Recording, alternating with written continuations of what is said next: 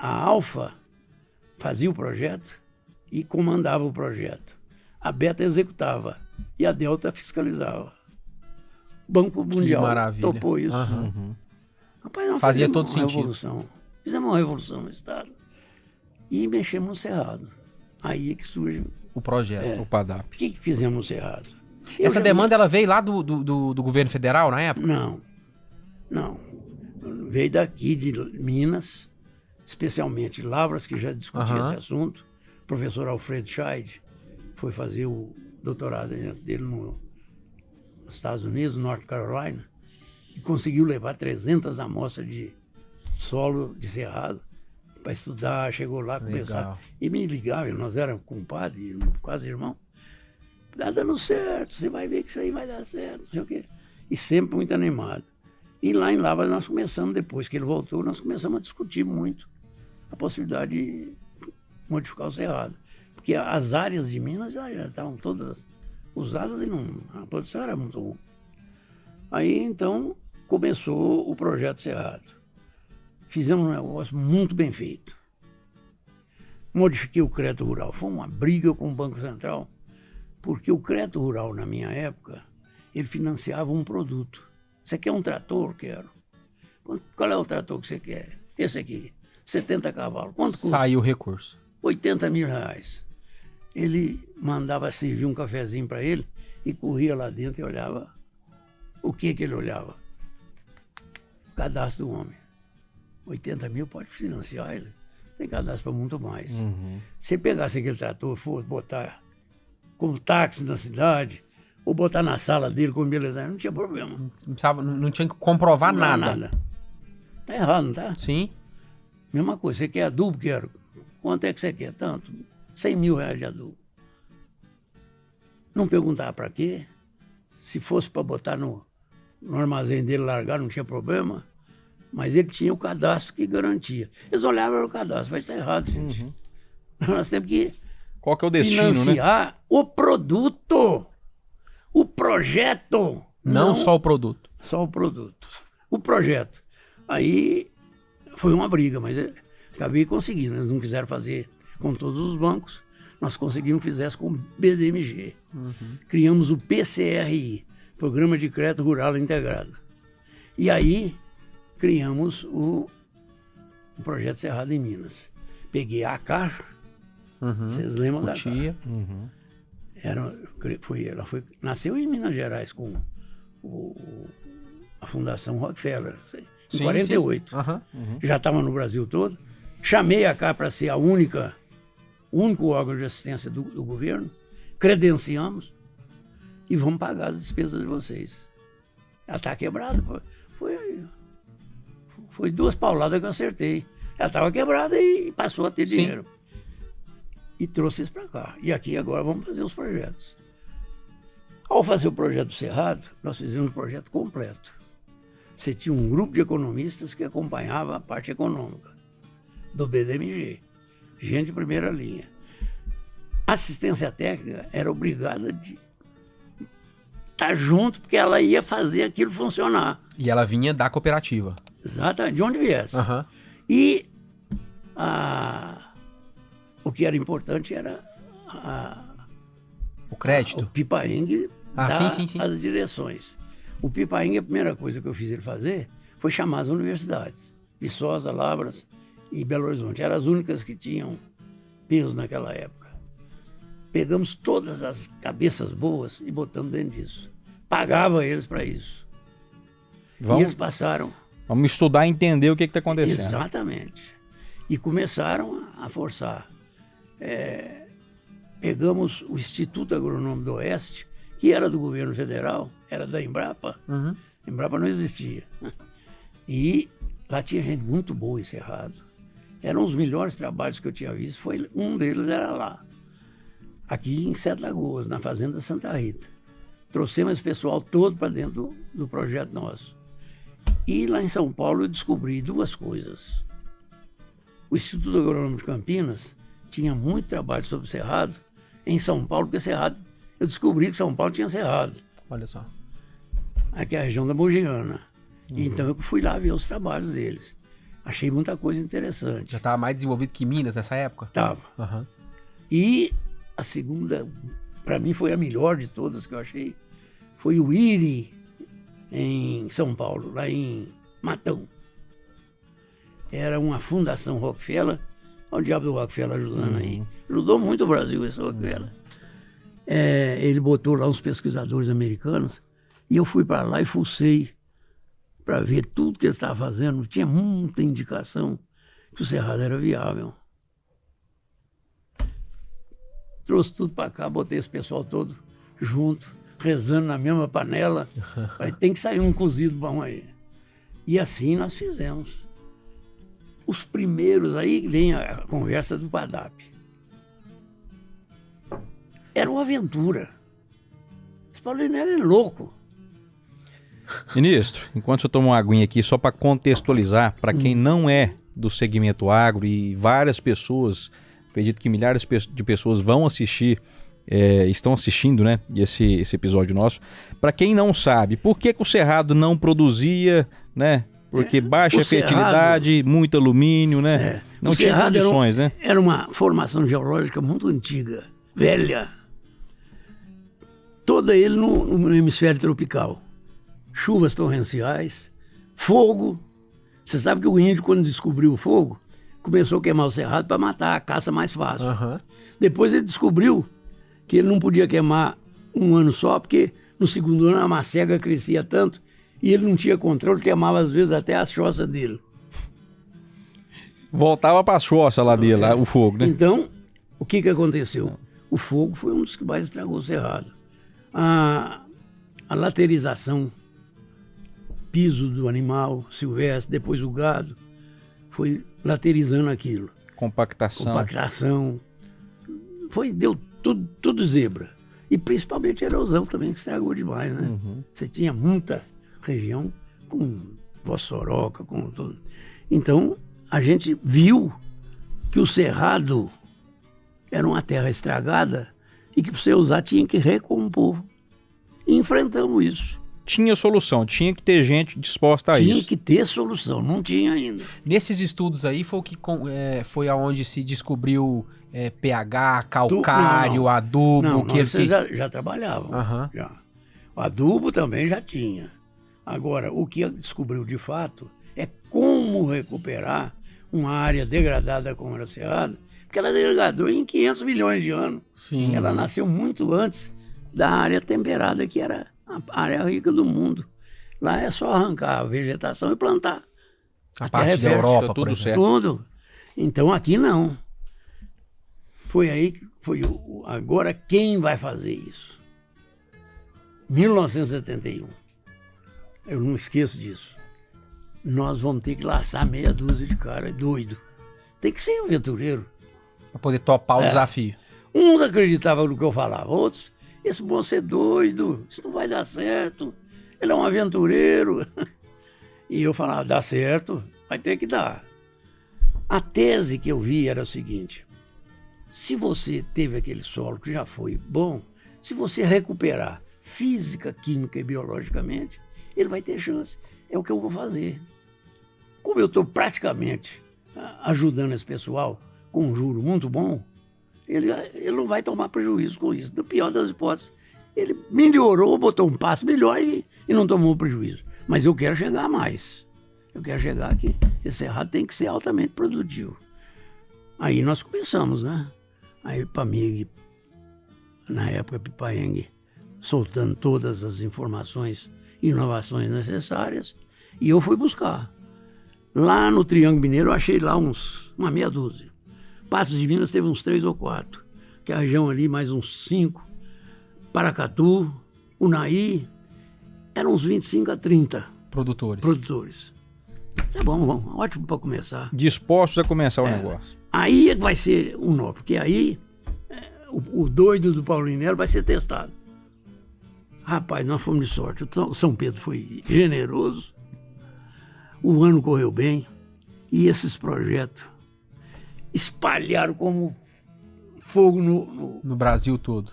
como fogo no palheiro. Como diz, fogo de morro acima e água de morro abaixo. Tem uma outra também que não convém falar, né? Mas aí, rapaz, o negócio esquentou tanto e vê aí como é que são as coisas. Nós fizemos o trabalho para plantar no ano de 71. Quando chegou em 72, que eles colheram, antes de colher, o pessoal já estava doido.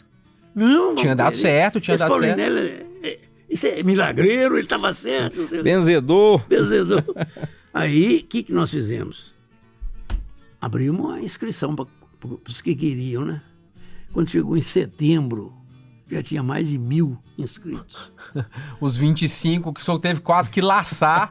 Agora, como é que eu vou fazer para dar assistência para essa turma? Pois, exatamente. O problema era a assistência técnica. Era o gargalo. Chamei o Renato. Renato, olha aí, ó. Tem mais de 1.000 pedidos. Ah, mas eu não tenho condição de fazer. Contrata os agrônomos, vai lá, eu pago. Aí eu já tinha acertado com o Rondon, né? O Fernando tá me ajudando muito. A carta branca já tinha sido... Aí ele falou, ó, Paulinelli, não tem agronomia não. Eu falei, ótimo. Abre um concurso do Brasil inteiro. E ele foi, botou a turma dele. No Brasil, contratamos 720 agrônomos. Olha só. Para poder dar assistência para a turma. Para essa turma. Esse foi o primeiro grande movimento dos agrônomos no Brasil, né? Ali, veio gente do Brasil inteiro para cá. Para a CAR ainda. Não era o Estado que contratava, não. A CAR é muito mais flexível. Sim, sim. Então, o que aconteceu? Deixa eu chegar o microfone só um pouquinho mais perto. Contratou os 720 e houve um fato muito interessante, é que nós não ia atender todos. Não tinha capacidade técnica para atender. E eu não queria soltar o projeto. Aí começou a surgir, não, por que você não faz um projeto com 3 agrônomos, 2 agrônomos? Capacidade humana, né? Capacidade humana. Ah, mas e se eu perder o controle? Esse dinheiro está sem responsabilidade nossa. Nós vamos ter que pagar isso. O banco não deu de graça o Banco Central não deu de graça para o BDMG. Aí discute daqui, discute dali, sempre surge uma ideia, né? Por que o senhor não faz um projeto de assentamento de 30, 50 produtores com um projeto só? É a solução. Nasceu ali, rapaz. Que maravilha. Rapaz. No início de 72, bem isso, no início. Na posição de secretário de Minas. O que eu fiz? Falei, olha, isso aí é muito relacionado com a reforma agrária. E eu não vou fazer a reforma agrária como esse povo está fazendo, não. Tem que fazer um negócio muito bem feito. Eu não posso errar. Trocamos ideia daqui, trocamos ali. Eu era muito amigo do Gervásio Inouye, que era o presidente da Cutia em São Paulo, que era a grande cooperativa que nós tínhamos, que estava meio em crise. Falei, Gervásio... Nós conhecemos alguns Inouye lá em São Gotardo e deve ser, né? Parente dele. Falei, olha, eu preciso que você me arrume uns 30 produtores, filho dos melhores que você tem aí, que tem uma propriedade que já não dá para ficar a família inteira, que o sujeito precisa de sair mesmo, que eu vou arrumar 300 hectares de chão para ele plantar e fazer o projeto dele e vou financiar esse povo. O que você está arrumando, Paulinelli? A hora que ele viu que aí eu já tinha escrito. Mas isso aqui é o céu, rapaz, eu vou te arrumar e vou escolher o melhor. E a Cutia vai participar disso. Vai. Porque precisa da organização. Me arrumou 36. Filhos de produtores que já estava pequeno o espaço para eles, vai Mandei bater os caras vir, chamei os melhores caras que nós tínhamos, fizeram um teste, todos os 36 passaram. E eu comecei a juntar agricultor lá do Alto Paranaíba para ser parceiro, não sócio. Eu queria botar 1 para 1, eu não sei se ficou bem 1 para 1. Acho que foi, 36, 72, esse mesmo, 72. E escolhemos os 36 daqui. Porque se eu botasse com um nível daquele de produção, os daqui não podiam deixar cair, né? Exato. Eles iam ter tudo igual, financiamento, etc, etc. Rapaz, começamos o projeto, o trem começou a dar certo. Em 72, tive problema para danar. Sim. Você sabe da história, né? Os desafios, eles começaram ali, né? Assim. A desapropriação, o sujeito queria me matar. Conta essa história pra nós. O que aconteceu? Como é que foi? Eu quero saber também. Eu tenho essa curiosidade, porque fala assim, o projeto. Eu morei ali muito tempo, assim, a região como um todo tem 50 mil, 60 mil hectares ali, né? E pensar... Na realidade passa de 70 hoje. Passa de 70 mil. Pensar que isso tudo era uma grande propriedade lá no passado, de um único proprietário.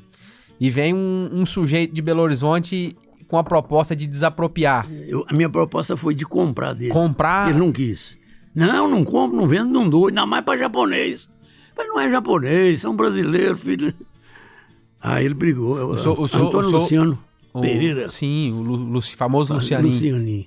O senhor teve, nesse momento, nessa época, o senhor teve reuniões diretamente com ele? 2 só, não teve mais. O dia que ele quis me comprar, eu não recebi ele mais. Foi pesado, foram pesadas as conversas. Foi pesado. Aí não recebi ele mais. Ele ficava louco de raiva, escrevia carta contra mim, fazia o diabo. Mas não... O propósito era maior. Muito maior. E eu não podia perder aquele... O projeto já estava comprado pelo seu coração e acabou. Nós tínhamos escolhido 3 áreas em Minas. A Serra do Cabral, a região ali de... aquela chapada chegando em Brasília, do lado de Minas. Cristalina. Unaí, Cristalina. Cristalina é de lá. De cá. Pra cá, né? Ali também tem uma chapada boa. Tanto assim, nós fizemos um projeto da Câmara. Paracatu, Unaí ali? Não, até o município lá chama... Antes de Cristalina? À esquerda de Cristalina. Rapaz, como é que eu não sei? Cristalina é Minas, é Goiás. Cristalina é Goiás. Tá bem na divisa ali, Paracatu. Depois como é que chama aquilo ali? Depois de Paracatu, 100 um quilômetros. nomezinho pequeno. Lá nós também tínhamos escolhido, mas pelas condições de infraestrutura já pronta e de estratégia, centro produtor em relação às áreas consumidoras. Tudo isso nós optamos por São Gotardo. São Gotardo. E São Gotardo precisava desapropriar o homem. Quando o homem fecha as portas para não vender, a única opção é desapropriar. Ele fala que foi eu que desapropriei. Não foi, não. Quem desapropriou foi o INCRA. O ministro era o Cirne Lima. Depois ele saiu, foi o Moura Cavalcante quem fez a desapropriação final. E nós, o Estado, recebeu do INCRA. E aí nós começamos em 72 ainda o projeto. Já sentamos o pessoal em 72. Começou a fazer as divisões dos lotes. Tudo. O termo desapropriação, em resumo, ele é uma compra forçada, no caso. O governo assim. Compra pelo valor dos títulos da dívida agrária que o sujeito declara, né? Entendi. E eu sabia que ele não tinha título, cheguei na primeira visita dele, que ele fez para mim, falei, olha, eu estou disposto a comprar aquilo do senhor num preço razoável, chamar uma avalista, um corretor que seja sério, escolhido pelo senhor, por nós, o senhor escolhe o seu, eu escolho o meu, porque o senhor não tem tido aquilo. Aí ele assustou. Ele já viu que o senhor sabia. Sabia. Ele não tinha tido aquilo. Mas ainda assim o senhor estava disposto a Ele pagar. só tinha o título original da família, que eram 30 mil hectares, 34. O restante ele não tinha título, tanto assim que desapropriou o que era do governo mesmo. Mas aí formamos o PADAP. Criamos lá uma estação experimental que ajudou demais, né? Sim. Botamos lá agrônomos, veterinários. E foi... Aquilo para mim ali foi o nó do chá, porque aquilo desenvolveu rápido, muito mais rápido que eu esperava. E foi um exemplo, né?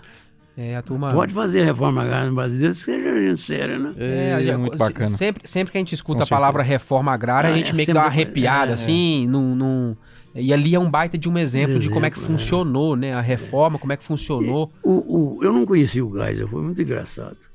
E eu tinha feito palestra pro Médici, pro Figueiredo, aquela turma lá do governo. Eles vinham aqui, o Rondon fazia que eu representasse o Estado. E eles sabiam que eu estava fazendo um trabalho muito bom. Mas o velho, o Geisel, foi eleito e eu não conhecia ele. Nunca tinha tido a oportunidade de falar com ele.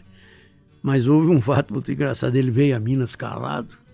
A hora que ele viu, O movimento, não, viu o projeto pronto. O PADAP, ele falou, chama esse moço. Eu quero esse moço é do meu lado. Esse moço tinha quantos anos? 37 7. anos. 37. Aí nesse momento ele te convida para assumir a cadeira da Secretaria do Brasil. Ele ao Ministério, né? Aham. Secretário Tive do com ele um Ministério. diálogo muito bom, assim no nível do Rondon. O que nós vamos fazer? Não, vamos revolucionar.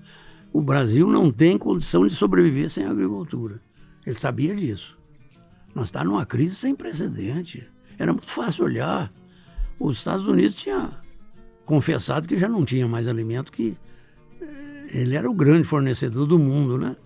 Mas com o crescimento da população em escala geométrica, e o outro a oferta de alimento em escala aritmética, Ia faltar alimento. ia faltar, e faltou em 68, a ponto dos Estados Unidos ter feito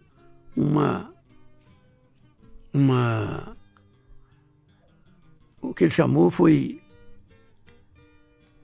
um embargo não político. Ele tinha feito vários embargos políticos na Guerra Fria contra a Rússia. Uhum. Mas esse não, ele não era político. Os Estados Unidos da América do Norte não tinham alimento suficiente para ele mais. Era 6 meses só, tempo para ele plantar e colher a nova safra. A Europa a mesma coisa.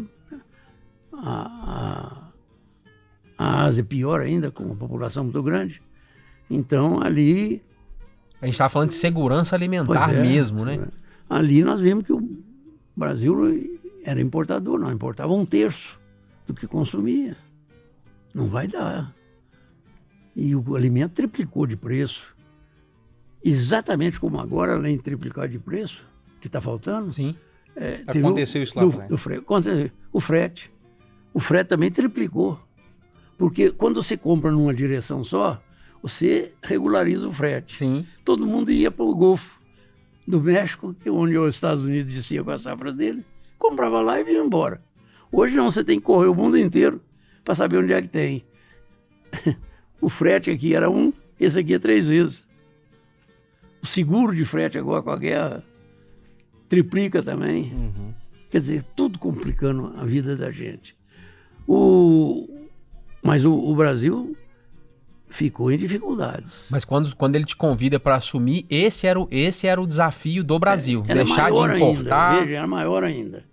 Porque isso foi em 68 que os Estados Unidos fez e desarrumou todo o abastecimento mundial. Mas em 1973, os árabes que brigavam entre eles foram aconselhados a parar de brigar entre eles e trabalhar numa oferta racional do petróleo, que era a grande riqueza do mundo, né? Uhum. E criaram a OPEP, 73. Vocês são muito novos, não... Nem nascido, né? Não Não era. era. Não, mas a gente já ouviu falar já. 73 criaram a OPEP. O petróleo que custava $2,5 ao barril, no máximo 3, aqui no Brasil, na semana seguinte estava $11. Nossa E não parou aí. 30, 50, 80... Disparou. 100, 120. Ele traz anteontem, estava $121, coincidentemente. Bom, com isso, o que aconteceu? O Brasil consumia 80% do petróleo importado naquela época. Entramos numa crise. Qualquer economista que analisasse a balança comercial brasileira ia ver que o Brasil tinha vida por mais 3 a 5 anos. Ia acabar, ele não tinha dinheiro para comprar as coisas. E tinha uma decisão que era fácil. Alimento ninguém vive sem ele, né? Petróleo, mas ia fazer um estrago, porque toda a carga, seja ela transporte de massa ou carga física, era transportada pelo petróleo no Brasil. Toda a energia da indústria que nós estávamos trabalhando e criando, era toda ela de petróleo. Toda a energia de iluminação das regiões mais distantes, tudo em petróleo. Uma dependência gigantesca. O Brasil ia quebrar, não tinha jeito. Tinha que arrumar uma solução. O gás era um grande estrategista, viu que aquilo era impossível, tinha sido presidente da Petrobras, sabia que a Petrobras não tinha tecnologia para descobrir petróleo no Brasil, nem com 32 anos era o que ele nos dava de prazo. Tanto assim que ele foi quem criou aqueles institutos da Petrobras, da Escola Fluminense, do Rio de Janeiro, que desenvolveram tecnologia e 33 anos depois, até nisso ele acertou, descobriram o petróleo profundo, né? O pré-sal. Pré-sal. Até isso. Agora, nós ia aguentar 33 anos com o preço do alimento e com... Qual que foi a chave para virar isso aí? A chave não foi o Paulo Inel, foi todo o governo entendeu isso. Ou nós tratamos da agricultura, nós temos espaço, temos recursos naturais, etc, etc. Agora não temos tecnologia, não temos conhecimento. Eu já vinha defendendo a tese que a agricultura tropical não era fácil.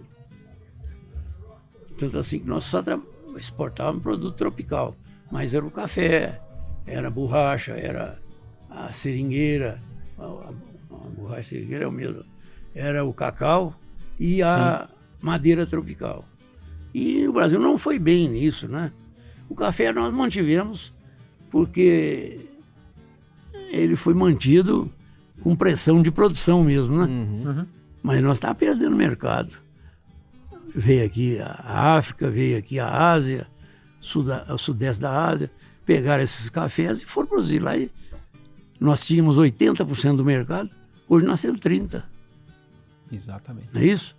Agora, uma coisa a gente sabia que se não desenvolvêssemos uma produção no Brasil que pelo menos desse autossuficiência de alimentação, o Brasil está correndo um risco muito grande. Aí nós partimos para um programa estratégico, foi onde eu vi que o presidente era realmente um comandante. Pulso firme. A criação da Embrapa, a Embrater, o Polo Centro, que foi o grande projeto, o maior projeto de política pública que o Brasil já teve. Desenvolvimento Cerrados. Cerrado.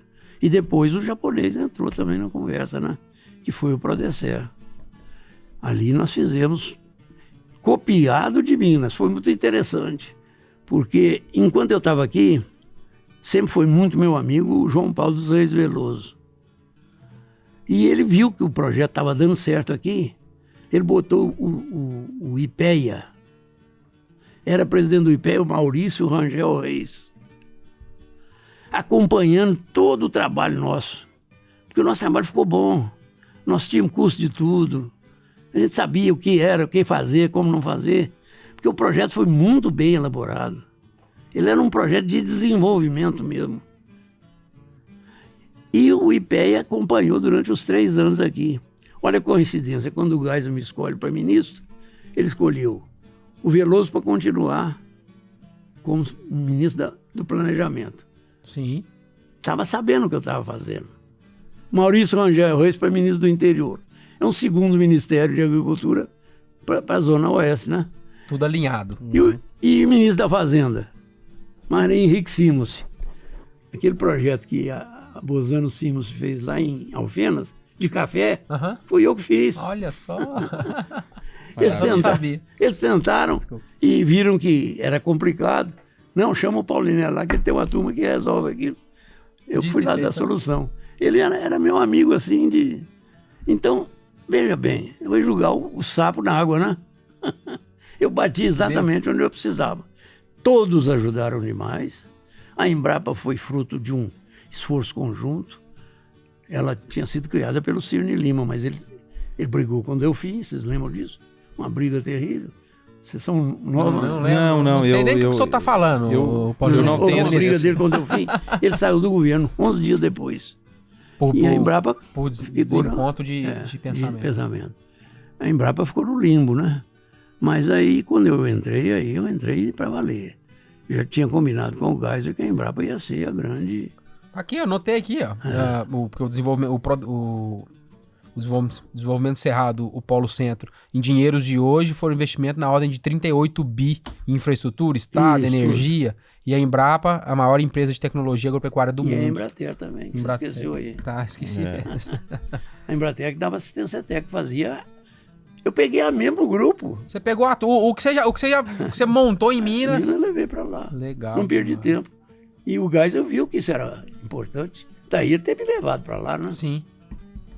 Bom, aí o projeto Cerrado começou a dar certo. E aí vem um detalhe. Porque nós sabíamos que o Cerrado era uma área altamente degradada, improdutiva, terra de fazer longe, aquela história toda contava, né? Uhum. Soldado herdado. Não valia uma cerca, né? Não valia a cerca. Aí sim, nós começamos. O projeto, o que ele visava? No primeiro ano, eu financiava a custo bem razoável a transformação física do solo. Era uma aração profunda, era uma subsolagem, tinha máquinas para romper camadas impermeáveis de baixa profundidade, para que o solo fizesse aquela fisicamente, função. Fisicamente. A aeração. Era tudo isso. Foi feito no primeiro ano. Ainda no primeiro ano, nós financiamos, e o Polo Centro fazia isso, todo o recurso para parte química, especialmente nitrogênio, fósforo, potássio, cálcio, magnésio e mais 143 microelementos que nós já trabalhávamos com ele. O produtor tinha acesso àquilo com um juro muito bem equacionado, e ele fazia, no primeiro ano ainda, a transformação parte química. E a partir dessa hora, depois que ele botava ali o primeiro produto químico, ele começava a fazer, aí sim, a transformação biológica do solo. E foi aí que nos surpreendeu, porque aqui em Minas eu não tive chance de ver isso. Eu só fiquei 3 anos aqui. Lá eu fiquei 5 anos. A partir do terceiro ano eu comecei a ver que a transformação biológica dava ao Cerrado as características de um solo altamente produtivo. Eu não esperava isso. Cheio de micro-organismos. Exatamente. Ele começou a concorrer com a produtividade do Corn Belt americano. Olha só. Aí eu fiquei importante. Virou a terra de cultura, né? Virou terra de Ali cultura. foi a chave mesmo. Foi a chave. Do Cerrado falar que era chave. uma terra altamente produtiva. O produtor entrou nessa, né? Foi assistido, teve crédito, teve toda a assistência. O projeto, ele, como você falou, toda a infraestrutura. Começava com a cerca,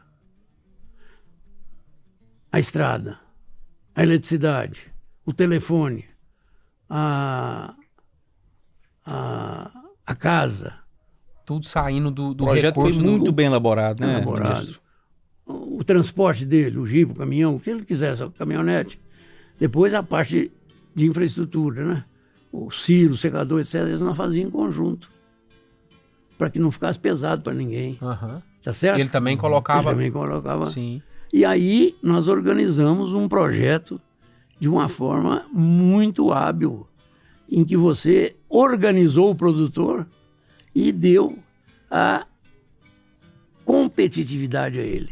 Quando o produtor brasileiro começou a ver, isso foi no 5º ano em diante, eu já estava saindo do governo, que ele produzia um produto de melhor qualidade, mais barato e com constância da oferta, porque a grande vantagem que a região tropical tem lá da região temperada, que era durante 4 mil anos abasteceu o mundo, é que lá eles só fazem uma safra. Uma safra por ano. Aqui nós começamos com a segunda em condições naturais e a terceira com irrigação.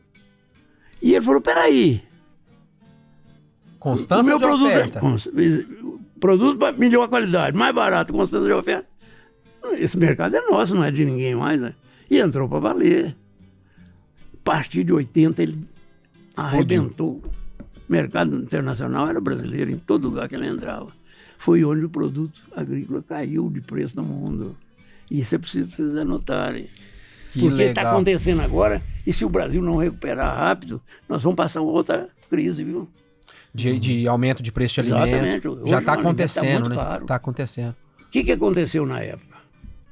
você tinha aquela situação do americano que trazia uma escassez. Quando houve escassez, o preço triplicou. E tudo, não é só o preço do produto, é o transporte, Sim. é a armazenagem, tudo vem especulação. Resultando lá no consumidor final. A família média brasileira, onde a gente media a inflação, ela passou a consumir a metade de toda a renda dela só em alimentação. Da renda, não é de salário mínimo, não. Na família trabalha o pai, a mãe, o filho, não é isso? Somava-se a renda.